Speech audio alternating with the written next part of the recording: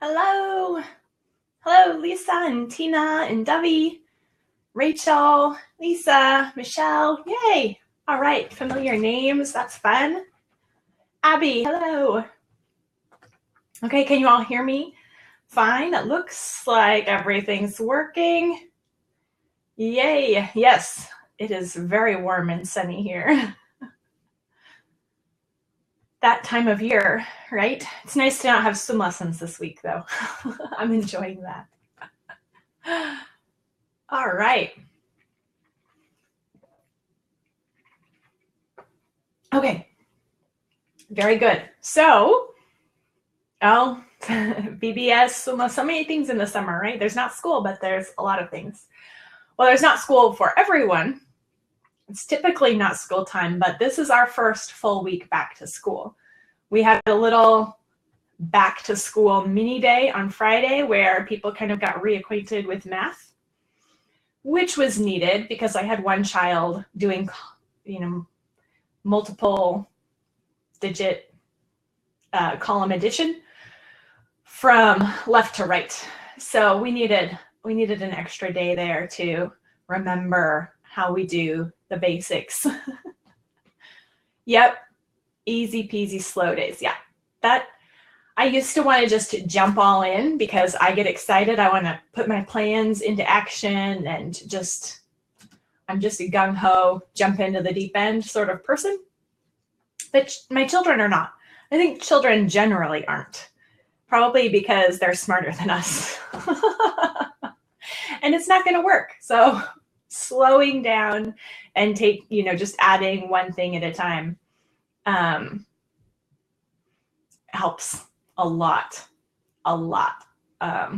Yesterday, we still had some definitely difficult moments because, well, I'm a 12-year-old and or maybe you have, how old is little man? I'm thinking 7, 6. Okay. Well, that's really hard because it's like not super urgent. And also you don't want to set them to be setting the tone that early. But, oh, wow. Very first year on Monday. Awesome. So you're jumping right in. So I figured I wasn't the only one starting up about now because that whole year-round, 6 weeks on, 1 week off schedule, which we use, I didn't make it up from scratch. That was a schedule out there that I grabbed and adopted, and I know lots of other people have as well. So yeah, exactly. It's too hot to be outside. So fun. Yeah. So you might as well, the kids go out, can play in the morning, but then in the afternoon, they have something to do. And we got to have summer off when the weather was super nice here in May and the parks were empty. So that was fun. I like having some break when other people are at school. So, okay, first week of summer break. All right. Yep. We'll have a week off in August and in October. So I like having those mid-year breaks, midterm breaks. All right, starting in mid-August. So how to keep track.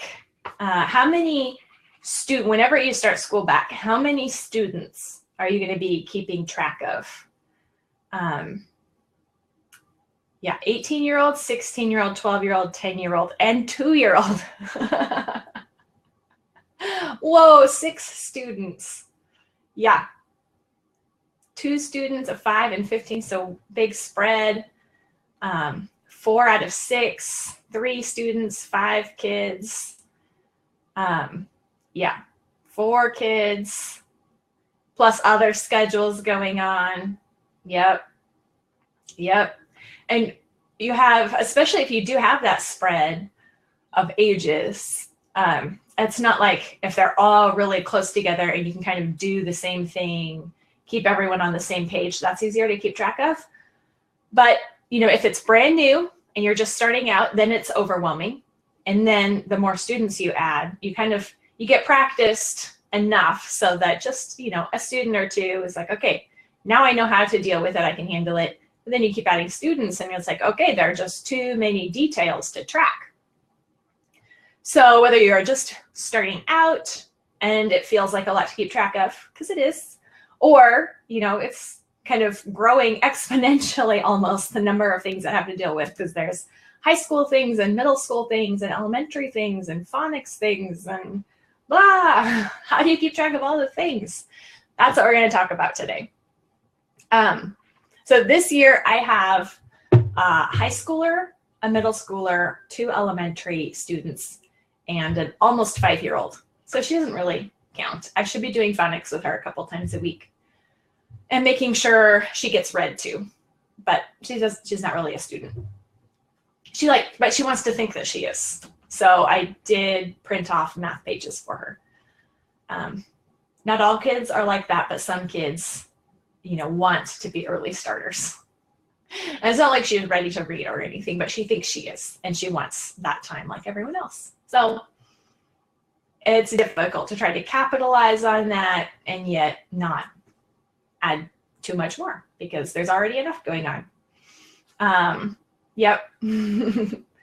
So I have 4 students that all have daily work that needs to be kept on top of. And the nice thing, at least about a preschooler who wants to do school, is then you have something to keep them occupied when you need to do stuff with other people. My previous child was not a table work sort of person at all. So that was a little trickier. So that's a lot of things. My high schooler and middle schooler, most of their work, 80-90% of their work is independent work. But independent work does not mean mom doesn't have to pay attention work. That's the kicker. Independent work means I don't have to be sitting there standing at their elbow every minute that they're working. But it doesn't mean I can say, here's your list, see you at the end of the year. And it'll all be done, right? Because I told you what to do and you're just going to do it exactly as written every day. Yeah, no, it doesn't work that way. You've graduated 6 from a homeschool. So can you verify, vouch for me? Independent work does not mean mom doesn't have to pay attention. Hey, Don. So we need some tips and tricks and hacks for paying attention, because it can feel like just our very first day back yesterday. At the end of the day, it was like, okay, right. We've had a great 8 weeks of summer, and this is why I feel tired at the end of a day on a school day. That's a totally legitimate feeling. There are just people asking questions all the time. So you're trying to track this, but then that person has a question, so you lose track. So you can't keep it all in your head, right? That's one of the reasons why a brain dump works so well when you're starting a project, is you have to get it out of your head. And in a school day, there are too many things to track in your head, especially when you have kids asking questions and interrupting and needing you for this, that, and the other thing, and meals and laundry and all the things that can get done, but not when we're trying to track it all in our head, because then that's the crazy making, like, blah feeling. Yeah. You can space out your day so you give each task its due, but especially the younger the kids, the more they just pop over and have questions and need help, and you really can't put them off or even block them into a certain time and confine them to, no, this is the time I'm going to talk to you about your things, and you can't talk to me at other times. It doesn't really work. It doesn't really work for 4-year-olds and 7-year-olds. It works a little bit better for the high schoolers, but then their problems can be a little bit more involved and take a little bit more. I can half listen to the 7-year-old and nod about red wall and whatever, but not so much about propositional logic. So it is just too many people and too many things to try to, keep the tabs open in your brain. Even the browser with so many tabs, our brain can feel like that. It just doesn't work. And it also doesn't work to say, no, I will only have one tab open at a time, because homeschooling multiple children doesn't work that way. It just doesn't. And we'd be killing ourselves if we tried forcing it to work that way. It would be more sane if we could find some way to make it so that, you know, we were the one tab browser up in here. Just not feasible. Yeah, nope, not possible. Not possible. So don't try. If you've been trying and you feel unsuccessful, it's because it's an impossible goal. So we've got to just figure out how to be able to, we're to run with this, be able to switch tabs, figure out which ones should be open, which ones can run in the background, which ones need to stay open, which ones can be closed, because sometimes we just keep too many open, like figuring out, okay, I'm going to deal with laundry only after everyone's school is done. That's a way to close a tab. But yeah, one tab, not possible. Yeah, the tab should be napping on the beach. So last year, I tried to do entirely digital tracking, and it worked okay, but the thing with all digital is you still have to look at it. The thing about having any kind of outside your brain tracking is that then you need to look at it. And I might look at my digital list at the beginning of the day and maybe the end of the day, but it's not really helping the tab switching in the midst of the school day, because it's just not a good idea for me to actually have a device always beeping at me or always looking at it when I'm doing other things. It's not good. So I have a paper for this year. And yeah, because it's way too easy to get distracted by the device. Way too easy. It's great for tracking, and it's great for keeping records. It's great for planning, but for the in the middle of the day, like who's doing what and have they done it, it's too much clicking and screen to actually make that really work well. So I've got a paper, and I tried to make it as simple as possible. And so that meant one sheet for everything everybody needed to be doing for the whole week. So that means tiny font. Okay, so I'm going to put this up here. So I have columns. Exactly, yeah, you don't want your kids, if we don't want them on the devices all the time, we got to kind of set a role model. Okay, so I put the microphone on the right side this time, so the paper is not, it might be 7-point font. It's definitely at least 8. At the biggest, it's 8. It might be 7. But I wanted white space between things also. So anyway, the columns are days of the week, and then one column for weekly, and then rows for each of the children. So the things that are assigned to my older two on the weekly list are there, and just the, you can see that what they're actually assigned is handwritten. And I handwrote those during the Monday meeting when I was assigning them, except clearly I didn't actually write the page numbers for my oldest.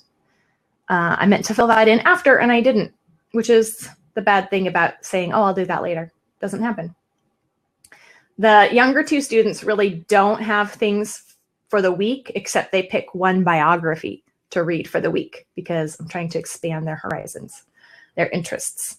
So the book of the Bible that they have chosen to read currently is written there in the weekly list or next to their name, and then the biography that they've chosen just off of our bookshelf. So the William the Conqueror is the biography, landmark biography that my daughter chose, and my son chose Good Queen Bess. That's a signature biography. So I just took them to the bookshelf where all the biographies are, and they picked one.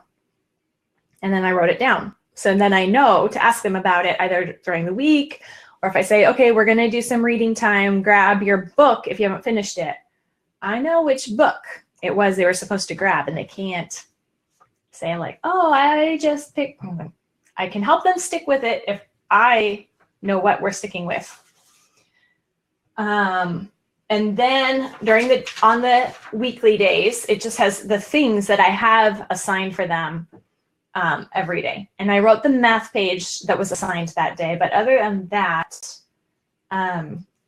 it's really just like piano. It doesn't say what they should be practicing. It just says they have to practice piano. So these are just really placeholders so that I can say, okay, have they done that?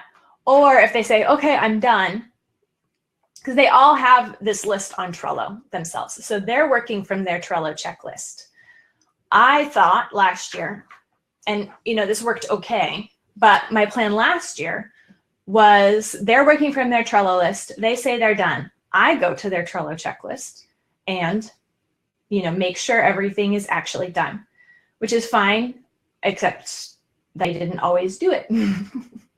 So this is a much quicker way. This lives on my clipboard, which has my weekly planner, my life weekly planner.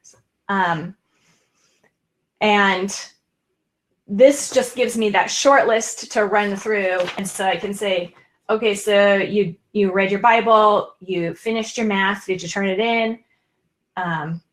Did I hear your piano? Did you start with scales?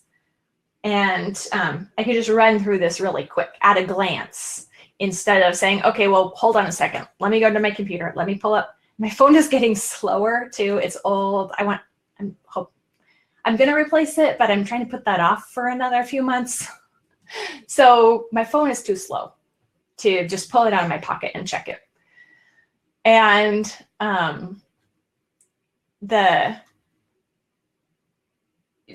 just opening the computer, clicking over it, okay, then Trello, then your list, and then going through it. It was just too much time and, enough barriers. I was like, okay, yeah, you're probably fine. I'm not going to bother. This is a lot faster for just saying, okay, did you do? Okay, we're good. Or I can, my 7-year-old student who doesn't have that many things, but, no, it's really independent. I can say, okay, so you have the things on your clipboard where your math and your handwriting, and did you do your extra math? And did you read your Bible? Have you read your book at all? So I can just have that here at a glance. And I can also, I just put a little tiny check if I see that they're doing it, and I can say, okay, I don't need to check. I'm seeing them do it. I can mark that here so that I remember later on in the day. Now, I know I saw somebody doing extra math or whatever. Who was doing extra math? I just can't remember, mom brain. And then when they have passed their math page, this was the other thing. We had math pages stacking up because my husband corrects them at the end of the day, and then they have to get them all corrected. And so then I was like, okay, who has how many math pages now? And there were a couple times that some math pages disappeared in the shuffle. So we're going to make sure that doesn't happen again. So the math page that I put on their clipboard, it's way simpler to just write that number on a little sheet of paper that's right next to me rather than type it into a card. Pull the thing up, have my computer there. Anyway, make it easy. It has to be as easy and streamlined as possible for it to work in the midst of the day, right? So then if the math page was passed, I think you can see this here. There's the little check mark. So that means that page got thrown away. That was done. They did it. They corrected it. And so that one's done. You can see then for like my second son here, the math page that was assigned to him isn't checked off. That means it's this day, but these are the 2 pages that he still has to do. If he turns those in today and he passes that one, then I'll check it off. So that's how our Math UC workflow works. And I wrote down the pages in most important thing you'll ever study. That's the Bible study that my 7th grader is doing. And yeah, so it just makes a handy, quick reference. That's really what this is. This is a handy quick reference to all the school, almost morning time's not on here, all the schoolwork that each child has to do. Well,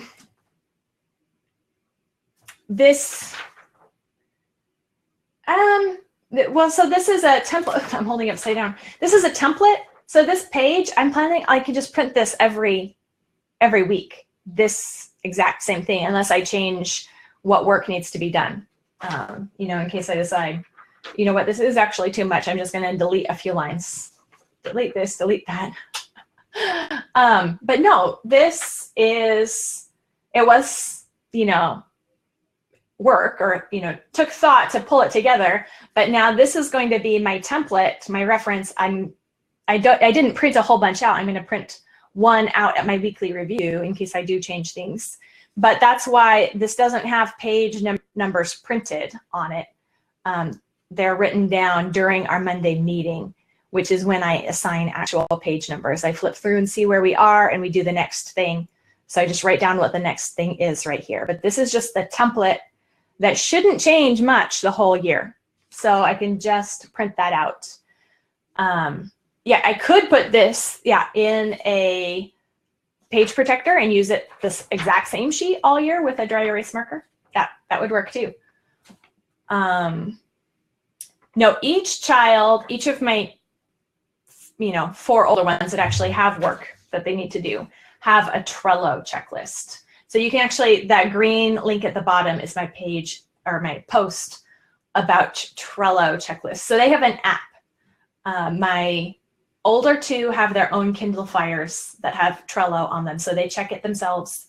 And my younger 2 students check it on my iPad, which we keep one place. They can't carry it around. They check it on my account. And so I wasn't sure how this was going to work. I do have my iPad here, but you can see screenshots and everything in that post. So they're checking it from Trello, but I'm not checking their work from Trello anymore. That's what I did last year. This year, I have the paper reference, which I think is going to make checking happen more readily. So it's planning up front, which is what I did while we were off school for 8 weeks. But now it's open and go, print off the list, do our Monday meeting. Yes. So the kids do have their own checklists, but it's an app on Trello. So this is my clipboard, and it's a covered clipboard. The latest post at Simplified Organizations all about this. So this is my weekly overview sheet that has my planning, my routines, my weekly goals. And then these things, there is a school section on it.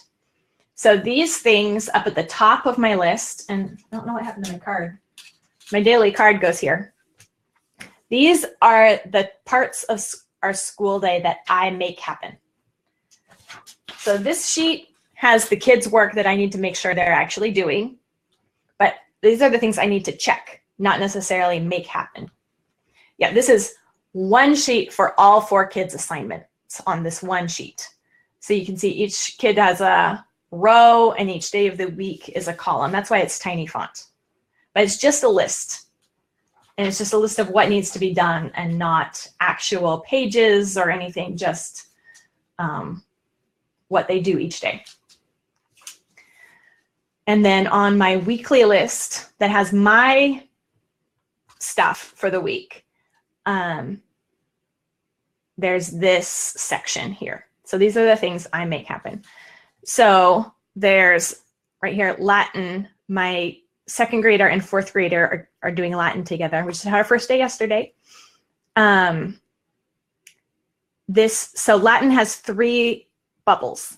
On their checklists, they have something to do for Latin every day, but I'm going to sit down with them and go over Latin 3 times a week. So I have 3 bubbles here.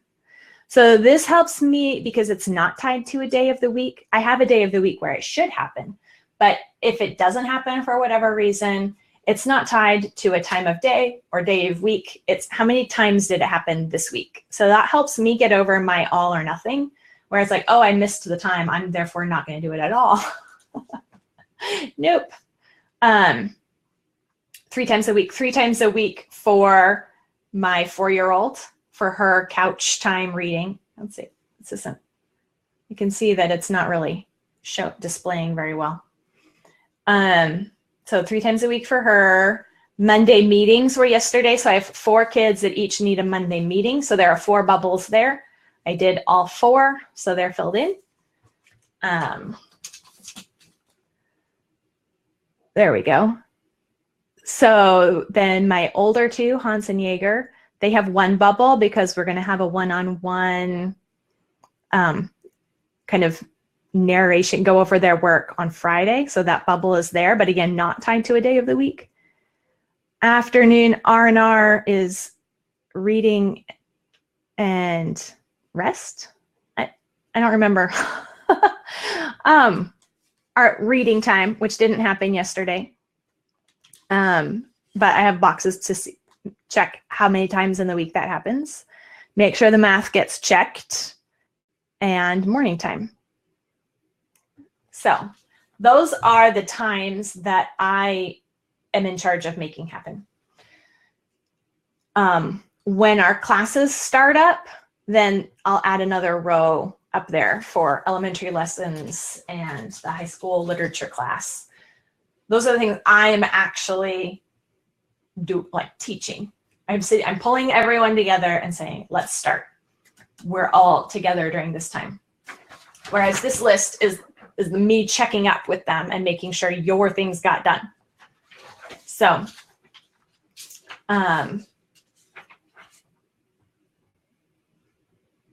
let's see. So any more questions on that? That's how I'm keeping track. The kids keep track on their Trello, but instead of me checking their Trello, I'm just using this reference list. And I fill in what I need to know during our Monday meetings. And I will definitely be talking more about Monday meetings. I know Pam and Dawn did something, which I haven't seen. Right? Dawn, are you still here? Didn't you guys do something on Monday meetings? Is that available yet? I think Monday meetings are key. We did it all last year. I don't think I really wrote about it that much, but it helped so much that I'm really all in this year, and Monday meetings have to happen.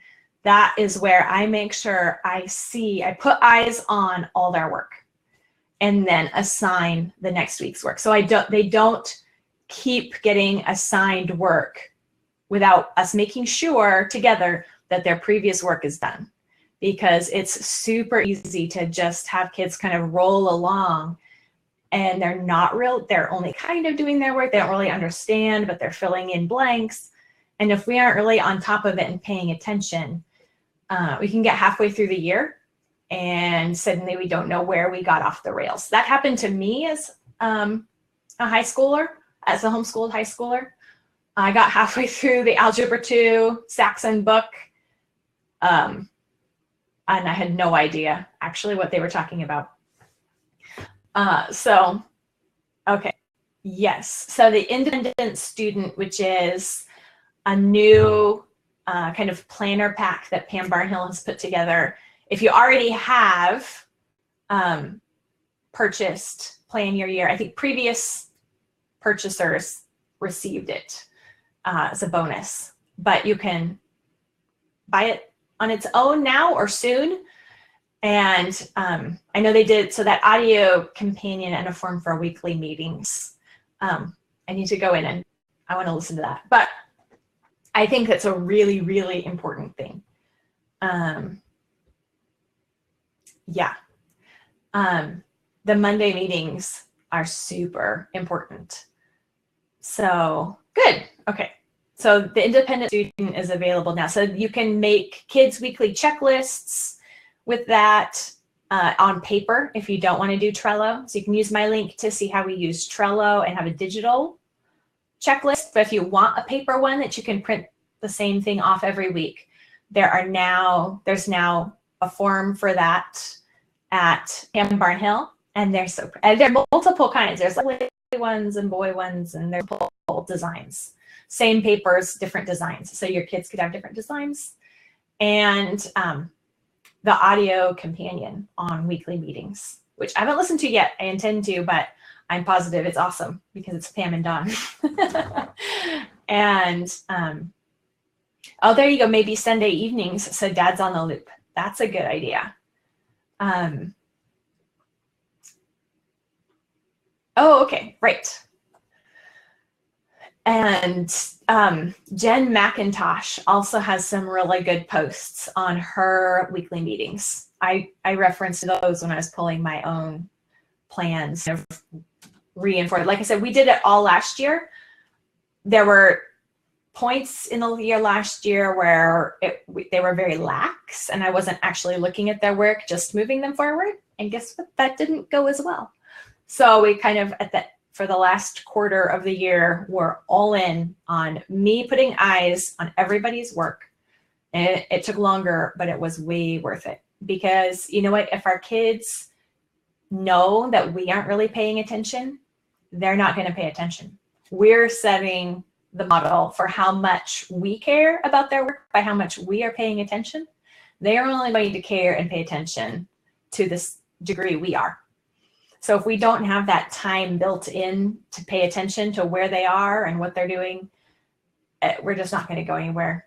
I'm sorry. It's just the hard truth of life. Yes, Celeste has some great Monday meeting posts, and even her kind of pre-reading planning session. It's kind of like her weekly review for homeschool is also really good. She has a great form for that too. At least she shows the forms that she used, which it's just a table. It's basic, but it's super helpful. Kind of like this. This is just a basic table. You know, I didn't pretty it up even at all. This is, I'm sure Pam could make this beautiful for me.